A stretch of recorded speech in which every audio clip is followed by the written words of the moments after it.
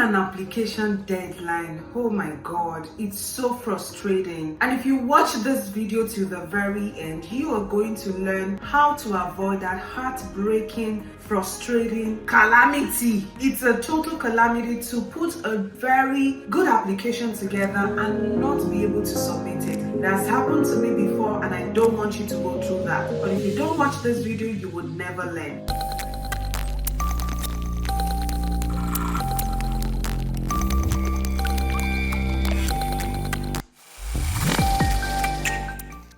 Hi there! In this video, I will teach you 3 things you must do in order to avoid submitting your application late or not even submitting the application at all. I think it is very painful to go through stress to hunt down scholarships and then apply to those scholarships and not be able to get them. How does that even make sense? It is painful, annoying, frustrating. In fact, think of all the negative words that can describe one's emotion and begin to put those words in the comment section. Like, seriously, I dare for you people, if you really want to get into that program with full funding, please do not make these 3 mistakes. The first mistake that you must avoid by all means at all costs is do not, I repeat, do not, listen clearly, do not try to multitask when you're trying to submit an application, like when it is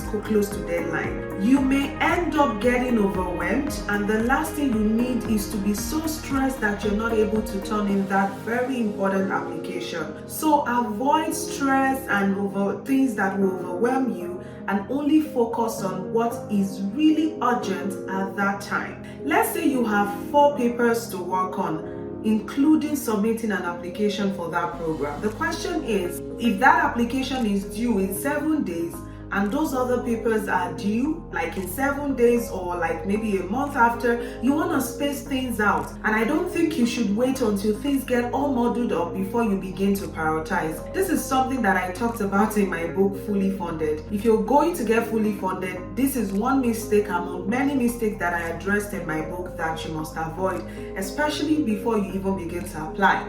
If you want to learn more about that book, just follow the link in the description of this video to go get it.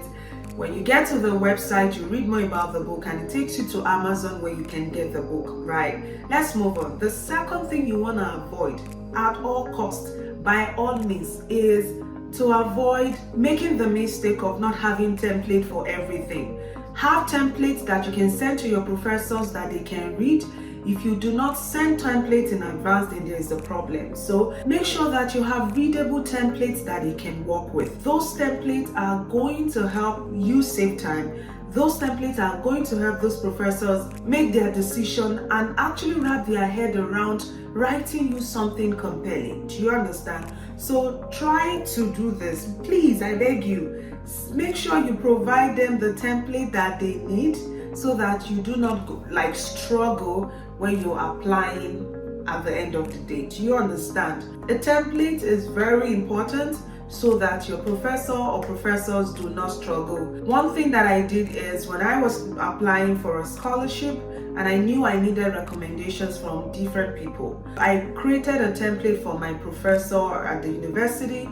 I created a template for a community volunteer director where I served. I also created a template that I also sent to another individual, in this case a professional, like in the space in which I work as a domestic violence advocate. And so I had words, I had written for them what they needed. I just submitted what they needed. Do you understand? So I hope this makes sense to you and you understand how this adds up. So please, number 1, make sure that you avoid multitasking at all costs. Number 2, have template for everything and send those templates in advance to your referees so that they can, tweak it however they want, sign and send you the signed copies if you are meant to submit those documents on their behalf.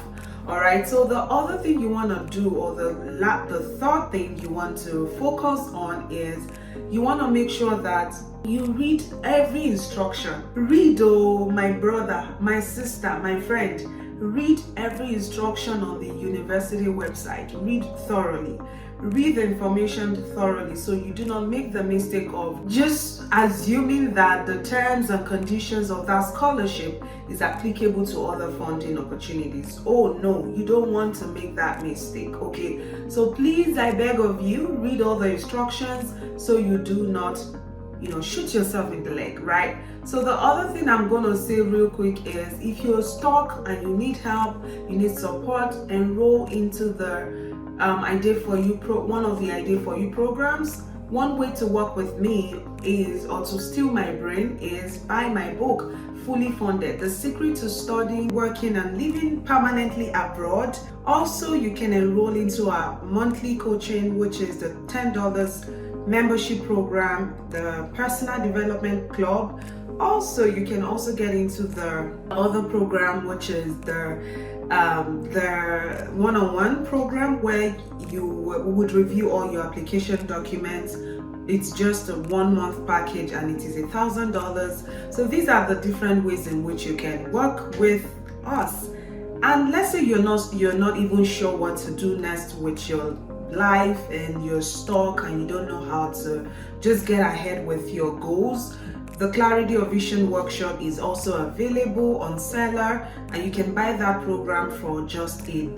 So these are the different ways through which you can work with us.